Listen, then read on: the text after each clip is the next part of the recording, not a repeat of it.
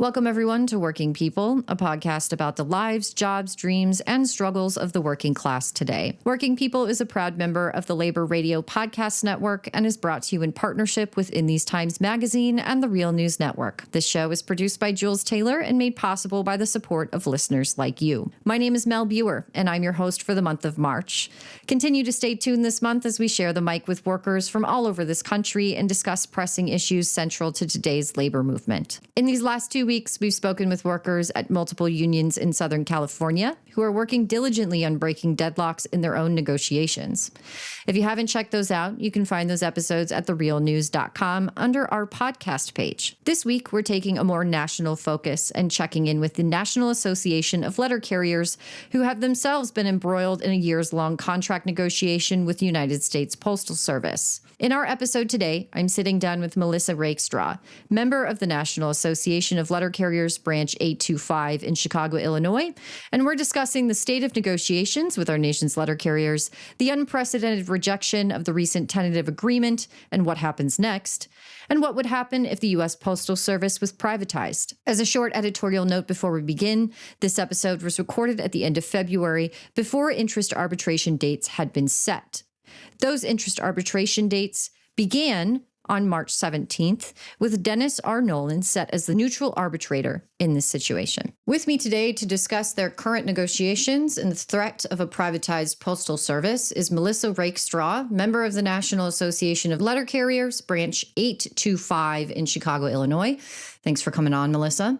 Thanks a lot. I appreciate you having me. I'm glad you're here. I'd like to kick off this conversation first by giving our listeners a chance to get to know a bit more about you, your work, your organizing, and your union. So what is NALC, the Association of Letter Carriers, right? National Association of Letter Carriers. And who do they represent? How many members do you have? That kind of stuff. Right.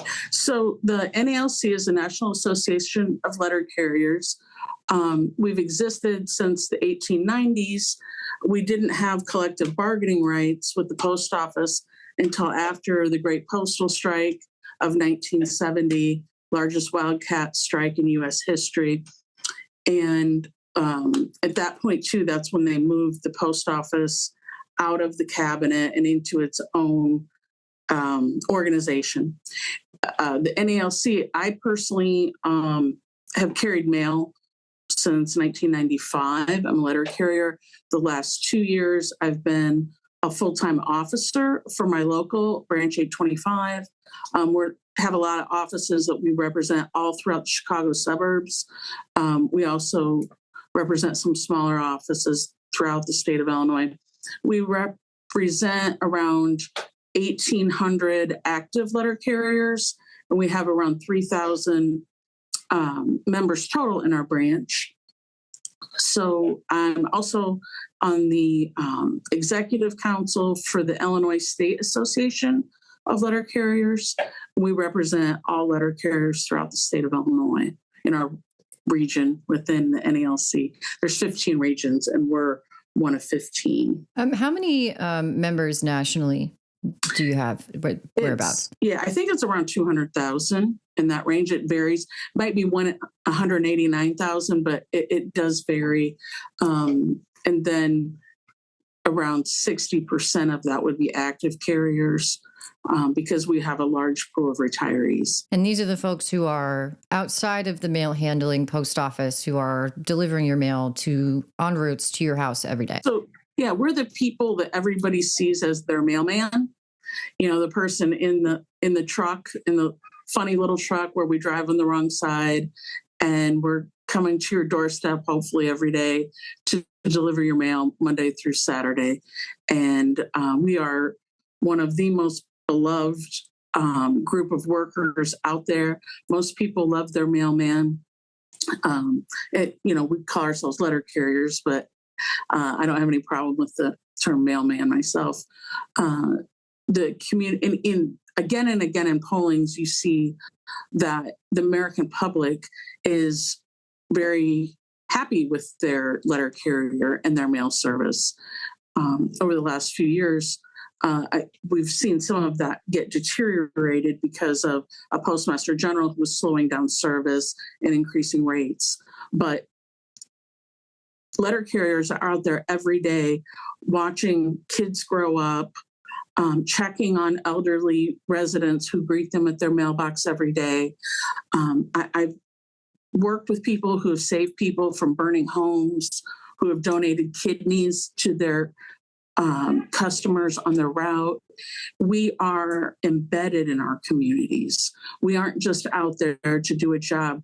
We are out there to look out for the people who live on our routes. I mean, I just certainly in my lifetime have had numerous friendships with letter carriers on the various routes that I've lived on. And so I definitely see that, you know.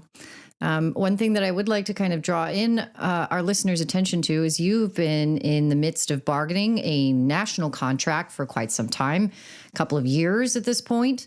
And just recently, members voted to reject a tentative agreement with the Postal Service. For the benefit of our listeners, can you give us a bit of an overview about these negotiations, what's been going on, what's at stake, and what the demands are for members across the country? And then maybe we can kind of discuss why this tentative agreement was rejected. Sure. So right before COVID hit, we negotiated a contract, and it was set to expire in May of 2023. Throughout COVID, letter carriers kept working every day. We made sure our customers got all the things that they needed to order online because they couldn't go to stores.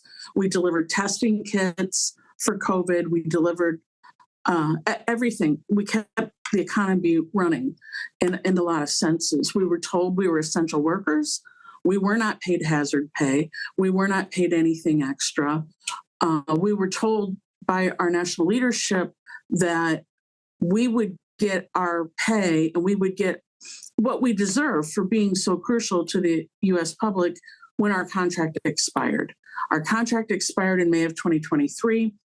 Our national president has pretty much full control over bargaining. He doesn't have to include any of the rest of the elected officers. So he runs it. He was negotiating with the Postal Service throughout the summer. He was giving us updates at different rep sessions, saying that he was planning on seeing 7 to 9% salary increases for us year wage-wise.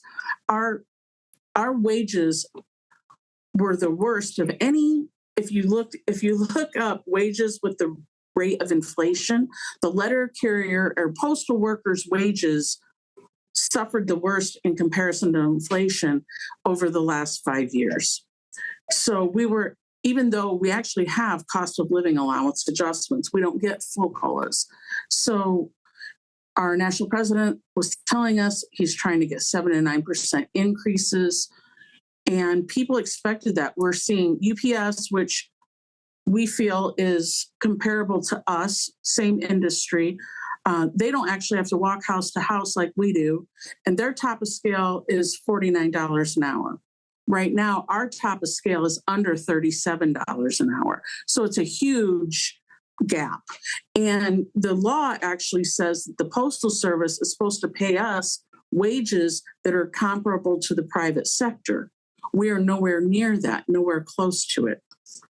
It takes 13 years for a letter carrier to get to the top of the pay scale, which is interminably too long.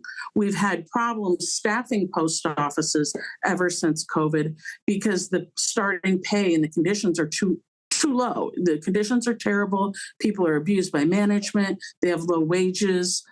And we can't keep people. And so we're having very high expectations out of this contract to get considerable pay increases and to address poor working conditions, management's refusal to comply with the contract, violating the same things over and over, forced mandatory overtime all across the country. Here in Chicago, the post office has paid out millions of dollars to the local NALC branch for not complying with contract settlements. Now, it's ludicrous if you think that them just failing to abide by the agreements they've already signed, that alone is costing them millions of dollars. Nobody in management does anything about it. We wanted some resolutions through our contract to force management to comply with our settlements, to give carriers the right to say, when I'm done with my shift, I can go home. You can't keep me here 12, 13, 14, 15 hours. You're seeing people forced to work 16 hours. And it's so dangerous because our jobs are mainly on the street all day. You're dealing with traffic. You're dealing with so many unknown things. We've seen crimes against letter carriers skyrocket.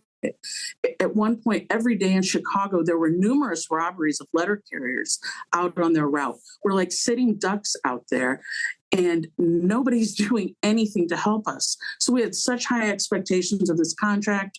We finally were handed a tentative agreement in October of 2024, well past 500 days.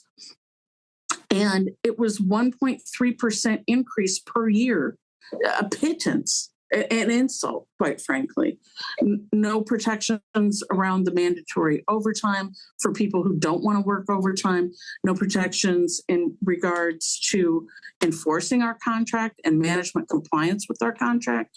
And we actually had giveaways where we were agreeing to lower our fixed office time. We have certain things we have to do every morning, and they give us credit for that amount of time. And they were trying to take back some of that time arbitrarily.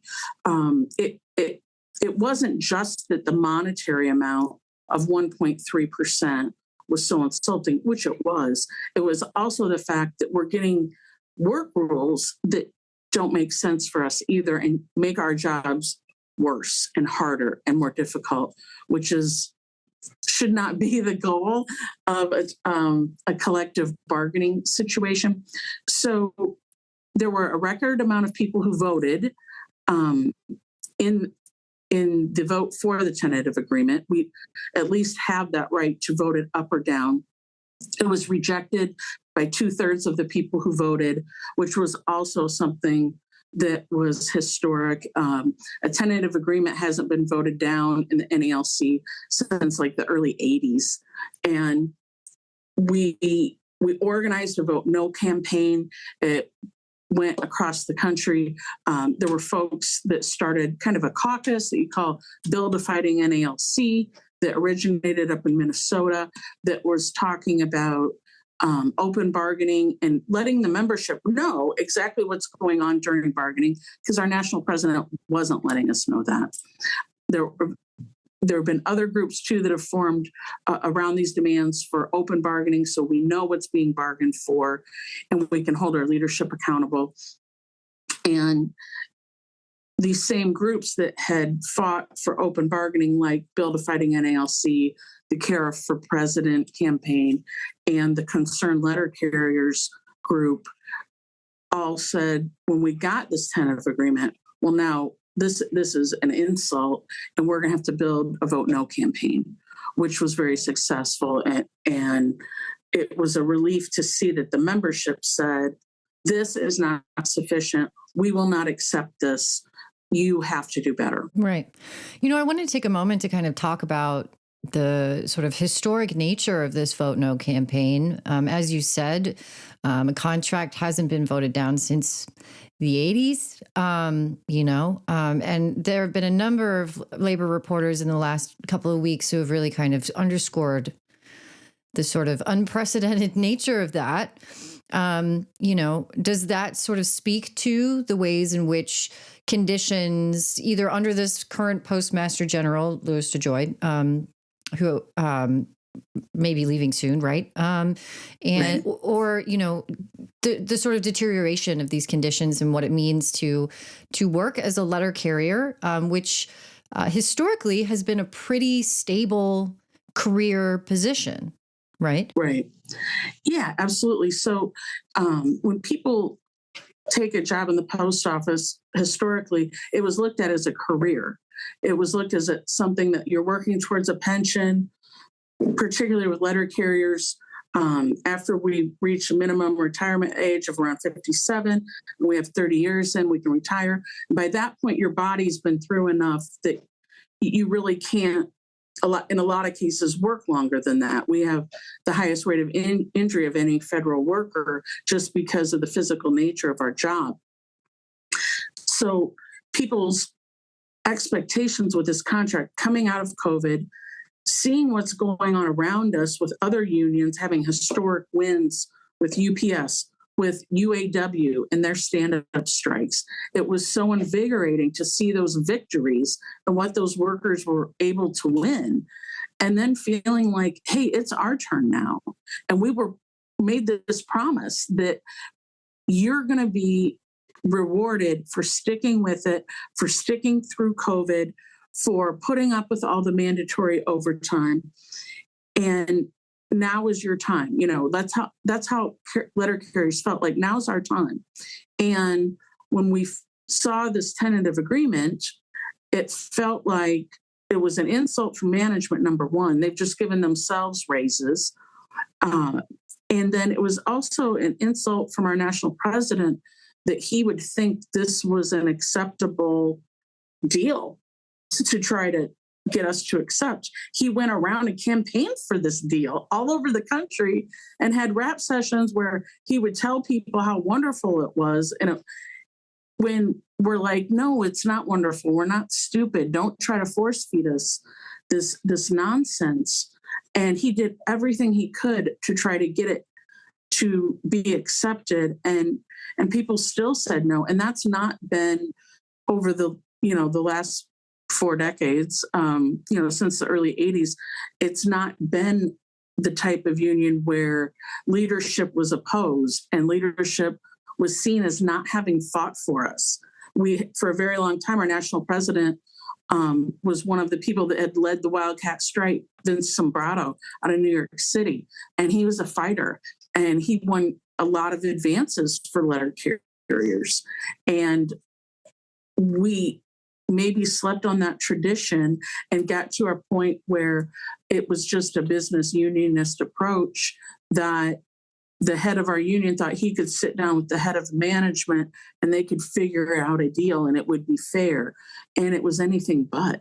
Right. Well, now you've reached, the tentative agreement has been rejected, and the executive council voted unanimously on February 19th not to agree to terms with the Postal Service that would have given you a modified tentative agreement to vote on. So now technically we've reached the point where US Postal Service officials have been notified that they are at impasse, which for the benefit of our listeners really means that there is a stalemate that cannot really be sort of adjudicated between the two parties. They need to bring in a third party to kind of talk about this. And so coming up, this is being recorded on February 28th. Likely, we will hear dates about hearings that will be coming up in the coming weeks and months in what's called an interest arbitration process. The proposals on both sides will be considered by a 3-person panel. And then hopefully that means that there will be an agreement that can be reached through this arbitration process. My question for you, watching all of this, being a part of this Vote No campaign, and hearing from membership over the last months and really years, how do you feel about this development? Do you feel like this is moving in a positive direction? Is it something that is frustrating because you wish it hadn't gotten to this point? How do you feel? Well, it's very frustrating because it's been over 600 days now since our contract expired. And that means no raises for anybody, no cost of living increases, nothing. Flat, stagnant wages that were already behind. So that's extremely frustrating. The other aspect of it that's really frustrating is the union could have forced this negotiation to go into interest arbitration in the fall of 2023. Our national president could have said then, listen, you guys are not anywhere near offering us what we deserve. We're sending it to the interest arbitration panel and we'll take our chances. We feel like we have a good argument. And that didn't happen. He allowed management to drop the plow and slow negotiations and not act and draw this out to the point that where we're at now. And this interest arbitration process, normally both sides will present briefs and witnesses and go through all aspects of the contract. We present economic issues, work-related issues, all of that. But now with the threat of the Postal Service being moved in the Department of Commerce, having our independent authority taken away, not being run by the Board of Governors anymore, realizing that we may not have anyone in management to negotiate with if those things happen. The union has decided to agree with management to go to an expedited process, wherein the union is only going to present economic issues, our pay scale. Management is entitled to put forward what they would like, but the union will put forward our issues. We're not going to be doing briefs, so the membership isn't going to know after the fact what was asked for on our side, which is very disappointing, and it's a process that lacks transparency and quite frankly needs to be changed. So we're going to put forward our economic proposals to the arbitrator. The arbitration panel is 3 arbitrators, one picked by the union, one picked by management, and then one who we both agree on, who's the tiebreaker. And it sounds to me like in the expedited process, we basically play our case out to the mutually agreed upon arbitrator. He'll go back and forth and talk to both sides and try to make an expedited ruling. We're not putting forward as many things as we normally would. Now, our national president is telling us that he wants to keep some of the work rules that they agreed on with management. He thinks they're good, even though the membership didn't just vote down the contract because of the economic issues. People aren't happy with the work rule issues either. He seems to think they're a quote unquote win, so he can agree to memos with management to put a lot of these work issues into the contract. People are trying to push back on that in the union and say, hey, let's leave the work rules how they are right now in the current contract, extend that out, and just simply deal with the pay. Because we know we can work with the current rules we have and how to navigate those. Right. But we think that your new work rules are not going to be helpful to us. Right. So that fight now is playing itself out as well.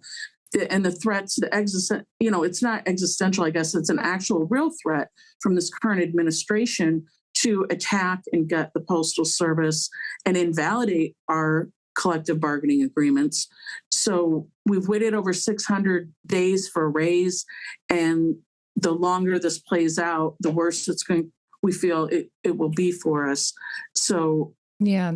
It sounds like to me, you waited till the house was on fire before you turned on the hose, and now with these threat, we'll talk more when we come back from the break specifically about privatizing the Postal Service and what that would do to both workers and consumers. But, it seems like at this point, there's not enough runway left to be able to get a decent contract out of this current contract period. And again, I want to underscore here that the contract expired in May of 2023. So the contract that is currently being negotiated to a stalemate at this point is supposed to run from 2023 to 2026. And we ran into this with the railroad unions a couple of years back where, 2.5 years of contract negotiations.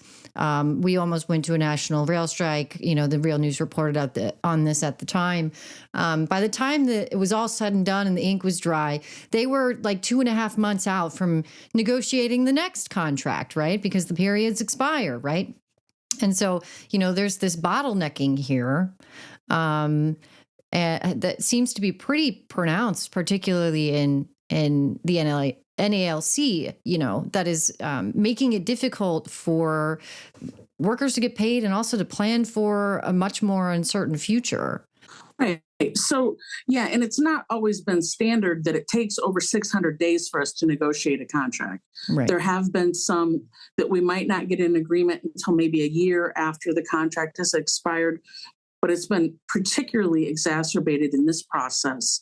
And after the tentative agreement was voted down, the union went into like a 15-day period with management where they could try to renegotiate some of the specifics. Management offered like 1.3% and 1.4% and 1.7% increases, which our executive council said, no, that's not sufficient either. We're not even going to send it back out to the membership for another vote because it's so paltry. At that point, due to the NALC Constitution, our national president does have the authority to call a work stoppage. Now, it's illegal. We have a no strike clause in our expired contract that we agree to abide by. And part of the reason it goes before this arbitration process is that the arbitrator is supposed to give us something that's halfway decent to keep us happy so we don't want to strike. Mm-hmm. And it really undercuts the rights of the workers to be able to get a decent wage, which we're not getting. And we also can't strike or walk off the job. And in this current, and we don't want to have to do that. We don't want to have to hurt the communities we serve and our customers. It's not what we want to do, but it also puts our backs against the wall. That there aren't a lot of options open to us, quite frankly. Right. And this is a, common theme among many collective bargaining agreements and unions across this country.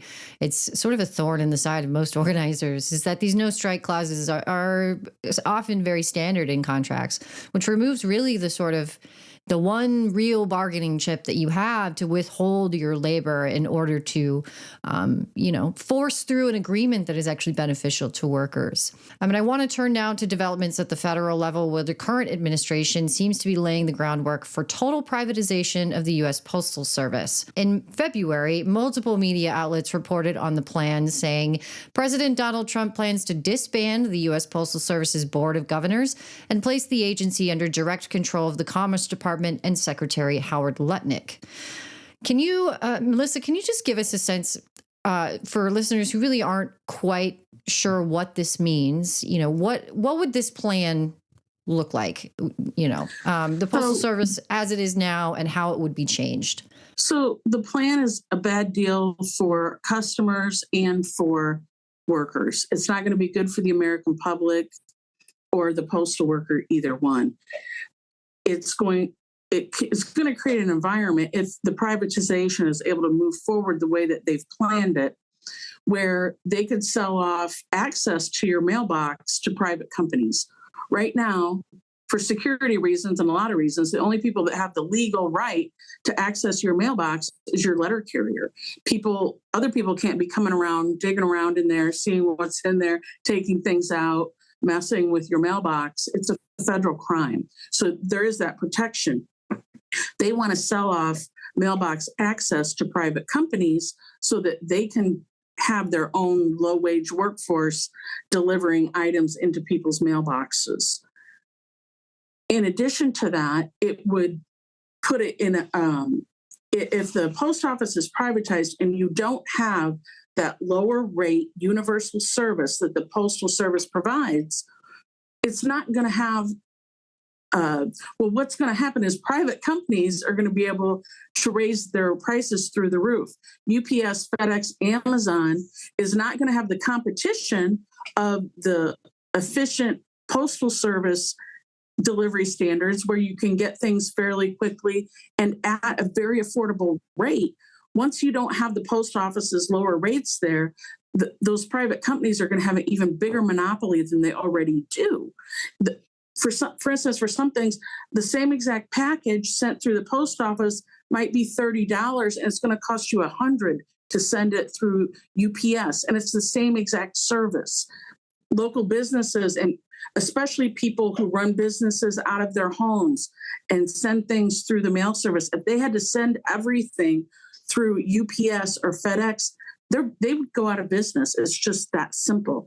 So, and the other process of this is true. It's already started to happen where they're slowing down the mail service, and the customers, it's hard for them to rely upon timely delivery, which was intentional by postal management. The Trump-appointed Postmaster General, Louis DeJoy, who prioritized just the delivery of packages. He was consolidating sorting centers. There's a huge backup. They're not hiring enough people to timely sort the mail. So you create a situation to make customers less reliant upon the Postal Service, then you say, well, now we're going to sell off these services to the highest bidder, right? So that's going to crush small businesses, independent people who rely on the Postal Service to send out whatever products they sell, and the consumer. So many people, it is part of their process now to order everything online. And the post office is the only delivery service that's really affordable, quite frankly, and the competition we provide there. The other huge aspect of this is they want to invalidate our collective bargaining agreements if they're able to move us into commerce. They want to make it illegal to even have a union. It would be the way things were pre-1970, pre-Wildcat strike, where the workers weren't allowed to organize. They had to go to Congress to beg for wage increases and benefits. It was a very unfair system, quite frankly. There were people that had to live on public assistance to get by. And we're actually seeing a situation now where even though we are a unionized workforce, our new hires have such a low wage scale that a lot of them are getting public assistance as well. They're finding themselves in situations they can't afford rent in the communities where they work. A lot of cities where there's a high cost of living, San Francisco, for example, they can't find letter carriers to work in those cities because nobody can afford to live near where they work. That's going to be deteriorated even further under the plan that's being put forward. This plan was put out in 2018 by then Secretary of Treasury Steve Mnuchin, talking about their ideas of making the post office a privatized entity, getting rid of the pensions that we receive, getting rid of making the people who are already locked into a pension have a longer term before they can qualify. Right now, we can retire after 30 years. And believe me, your body is ready after carrying mail for 30 years. They want to make it so that doesn't matter anymore, of course. We have a Social Security gap payment. I could retire when I'm 57, and between 57 and 62, when I can collect Social Security, I'd receive a gap payment to make up for the fact that I can't get Social Security yet. They would get rid of that. They want us to pay a higher percentage of our wages into our pensions, of course, a higher percentage of our wages into our health care. And they claim that, well, this is justified because the private sector doesn't necessarily have these same sort of pension benefits. And my answer to that would be, well, that's because of 40 years of union busting and destroying unions in this country. And the private sector deserves those benefits too. Allowing them to come in and attack our unions and take those things away would be a huge hit for the entire working class, not just for letter carriers. We should be fighting for these same benefits in all unions, as opposed to saying, well, you shouldn't be getting it because private sector workers may not have it. So what's the recourse then? Let's spend some time on this because, we've talked a little bit about, if we see a privatized US Postal Service, and we see these sort of collective bargaining agreements become null and void, it kind of dovetails into the conversation that I think a lot of folks in union organizing are having about what happens when they remove the rest of the teeth from the NLRA, and what recourse do unions have to begin organizing now. My personal opinion as a union journalist, should have happened.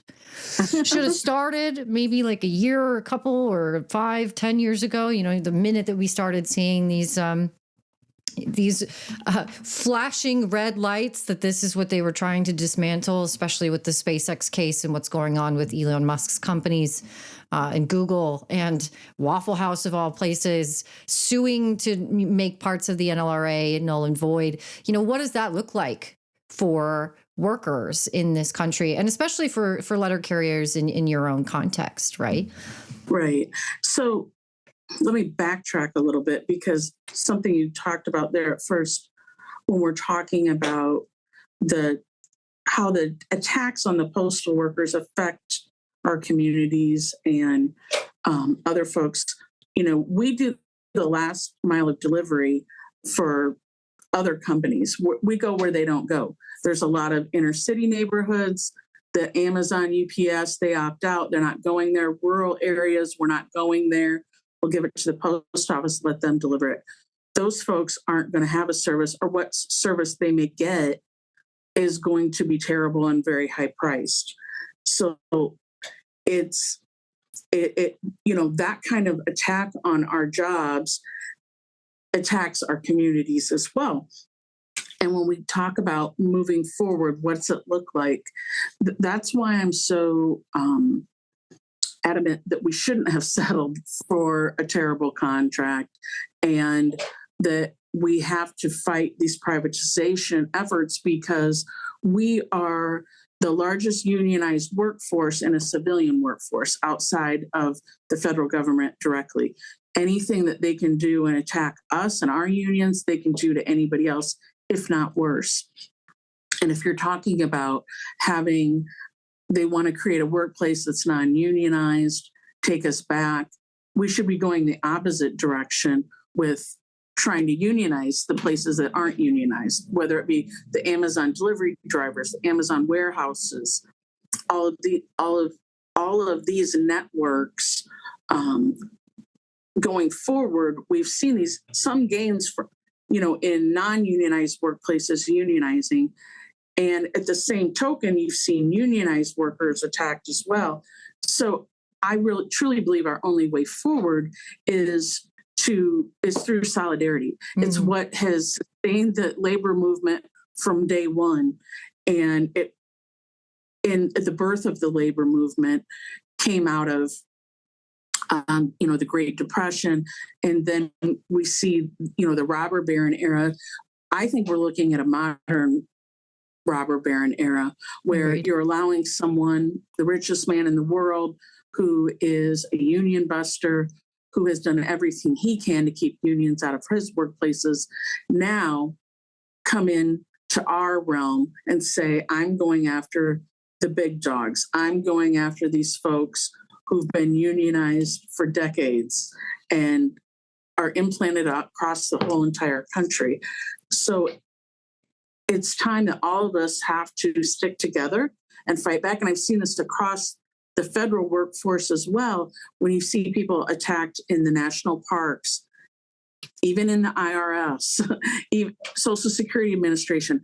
His attacks on the OPM and the Social Security Administration are going to impact all of us who rely upon the services of those departments. Mm-hmm. Like right now, OPM administers our pensions. They deal with a lot of like the administration of our healthcare plans. It's whenever you have an issue, it already takes forever to find someone to help you with your problem. And it's going to be even worse and even more exacerbated now that those folks' jobs are going to be cut. And these are people that actually provide a worthwhile service to workers, to the American public at large. And all of us have to step forward and demand better, because no one's coming to save us. The courts aren't going to save us. No elected officials are going to save us. It's going to be our own fight back that wins this. Right. It's the only thing that's ever won anything for significant for workers in the past. And we have to get back to that one-on-one organizing with our coworkers and within our unions, within our branches, then in our communities, in other unions in our communities. And we're all in this together. The attacks that have gone on the immigrant community, on the trans community, LGBTQ community, it's all related. We can't step back and say, well, maybe I'm not in that community, or does it impact me directly, so it's not my fight. Well, wrong. It is our fight. And we've got to figure out how not to let them divide us, because there's more of us than there are of them.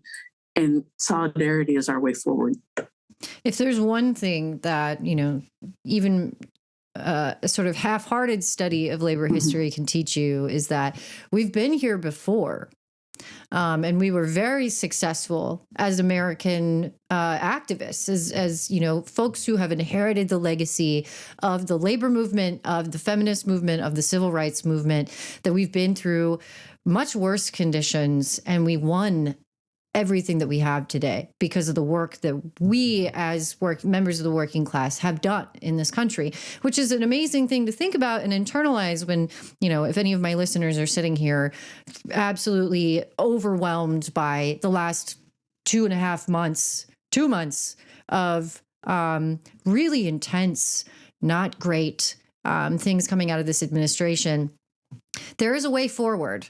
You know, as some of my friends like to say, we're not cooked yet. Like there is a space for us to be able to organize. And, you know, especially in the federal workforce, what we're seeing is the boss is the best organizer because a lot of people are joining unions when they previously didn't think they needed to or decided not to, you know, and this is kind of a radicalizing moment for a lot of folks. And so, you know, that's a reminder to just be where your hands are at. Right. And do something that will help you feel less helpless if you can get out of your house to kind of engage in something that's going to help you.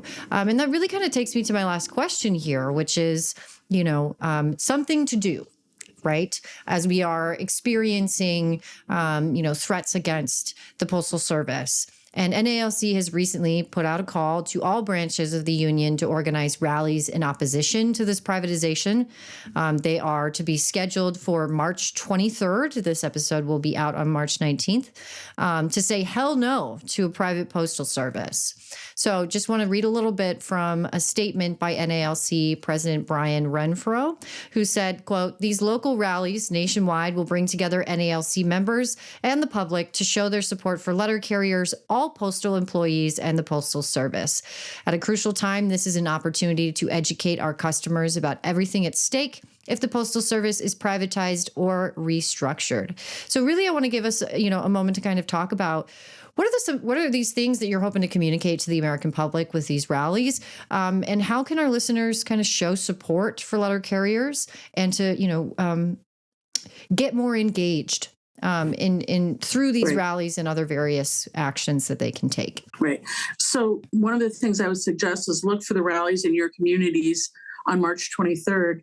Ask your letter carrier, hey, where is the local rally that you guys are having? Because most likely every branch in the country is going to be organizing something. So I would encourage folks to ask their letter carrier, what is your local planning? And, you know, I'd like to show up with your sign that says, you know, I love my post office and, you know, hands off. Hell no to dismantling the Postal Service. I think that kind of support for letter carriers and seeing our communities support us is so invigorating and gives us the kind of energy to realize we are not alone in this fight. That's one thing I've tried to express with my membership is that we have a huge fight on our hands. Don't underestimate it. However, we are not helpless and we are not going to be anybody's victim because we can fight this and we can win. And like you said, the blueprints are there from the labor movement of the past. So I'm going to love to see customers come out and support us, talk to your letter carrier about what's going on, ask them questions, to educate yourself too of what you can do to help out. You know, we run the largest food drive in the country is run by the Letter Carriers Union every Saturday before the second Saturday in May, right? And we take what we gather from every door that we deliver to, and we deliver it to our local food banks because we know that there's this need in our communities. We've done this for over 30 years, right? And it's something that we take very seriously and we take a lot of pride in. And when we see the customers then appreciating us, showing up to our rallies, honking when they drive by one of our protests, it makes us realize that they appreciate us too.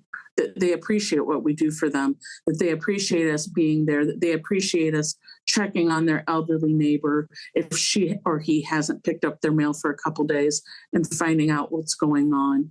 And also knowing that we aren't alone. We can get together with other folks in our community who are also wanting to fight back. I was really encouraged because last Saturday, here in a suburban area outside Chicago, and the town's called Lisle, Illinois, there's a Tesla dealership. And there were over 400 people who showed up outside of it to protest, just random people from the community. And this is not a hotbed of activism, right? Mm-hmm. You know, in the city of Chicago, you expect to see a lot of protests and that kind of thing. Out in the suburban areas, not so much usually. But it showed me that people want to fight. People do not want to take this line down. People know that there's a lot at stake here and that they're coming after all of us. The entire working class is under attack here. It's not just this group or that group. It's all of us. Agreed.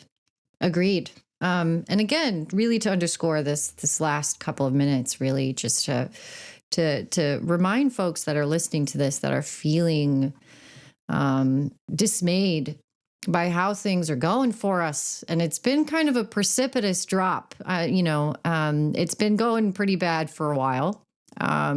Certainly through the last couple of administrations, we've been feeling this kind of squeeze, especially since 2008. But it is getting... I don't know. I suppose I could say, it has to get worse before it gets better. But the thing is that this is also allowing folks to kind of reach a place where they can reach into these movements in a way that maybe they didn't feel they had a way to before. And to engage in a very simple act of solidarity is a very radicalizing thing and a very positive thing. There's nothing quite like it. Really. And being able to kind of remind yourself that, especially with the letter carriers, these are members of your community that come to your house every day, that know you, your family, your neighbors, right? And are often neighbors themselves. So, these are the things to think about, is that if you're feeling like there's just too much going on, then this is a really important piece where you can just get out of the house. And in Chicago, it'll be nicer than it has been in terms of weather for the last couple of weeks. Be able to stand out in the warmth and get to know the folks that you see, driving around your neighborhood every day. Before I let you go, though, I do, I just kind of want to ask if you have any final parting thoughts for the folks listening, either to, continue to show support for letter carriers or how to feel more connected to their community, or if you have some thoughts about folks who are looking to organize and don't know where to start. What are some things to keep in mind for anyone who's getting into this and who's new to it? Right. So I think one of the things would be, if you're aware of something going on, go to it. Go to an organizing meeting. Go introduce yourself. Say, hey, I've never done this before, but I want to get involved. Because the people who have been organizing for years upon years upon years love to see new people come into the door and say, hey, what can I do to help? Right. And like you mentioned, the feeling that people get when you engage in a collective action, it's really hard to explain if you haven't done it. I can remember in 2012 when the CTU, Chicago Teachers Union, went on strike, and the odds were pitted against them, with Rahm Emanuel being the mayor of the 1%, trying to crush their union, quite frankly. And when we surrounded City Hall on every side, it's a huge block in downtown Chicago, and it was just a sea of red and thousands of people, and you're all on the same wavelength and realize we all want the same thing, and they're going to have to give it to us. And just sporadic things that happen of that nature. We've seen, starting from Occupy, even before that in Wisconsin, when public workers fought back. The Black Lives Matter movement, where people took to the streets and said, this is not okay, and we deserve better, and we're not going to put up with it anymore. The Standing Rock showdown that went on. And I think over the last few years, we haven't seen as much of people in the streets and fighting back. And we're going to have to get back into that, and not just being on the streets, but being organized outside off the streets, right? And getting into organizing meetings, getting into spaces, whether it be in our unions, our community groups, where we can discuss strategy and a path forward and what are our demands and what can we all agree on? Because there's a lot of things we can't agree on, and we should put those as our things that we all want to bring us together. You know, in our union, yeah, we have been fighting for a better contract for ourselves, and now we realize we have to take that fight out into the community for the very survival of the post office itself. The US's oldest institution that predates the Constitution, that Benjamin Franklin founded before the signing of the Constitution of this country, that established an infrastructure in this country, literally was established through the post office. The history is incredible. And this is the history that belongs to the working people of the US.